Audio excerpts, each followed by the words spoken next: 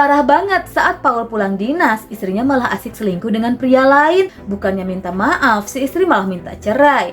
Tapi sikap Paul yang tenang membuat istrinya kebingungan. Dia pun bertanya apa Paul baik-baik saja. Paul menjawab sambil tersenyum kalau dia baik-baik saja sambil pergi meninggalkan mereka. Ternyata beberapa hari sebelumnya saat Paul pulang dari dinas, dia bertemu wanita cantik di kereta. Wanita ini sedang mengangkat kopernya ke bagasi. Melihat kesusahan, Paul pun hendak membantunya.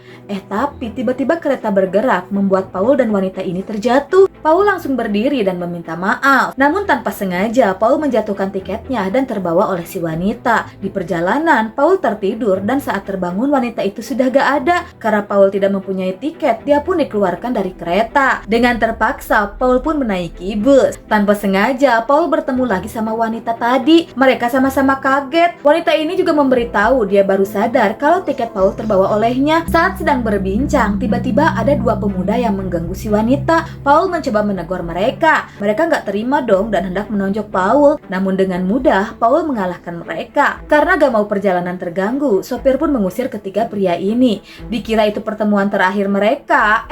Saat Paul hendak ke stasiun selanjutnya, dia malah bertemu lagi si wanita. Wanita itu terlihat sedang menangis. Paul mencoba menenangkannya. Wanita ini bercerita kalau dirinya jatuh cinta sama dosennya.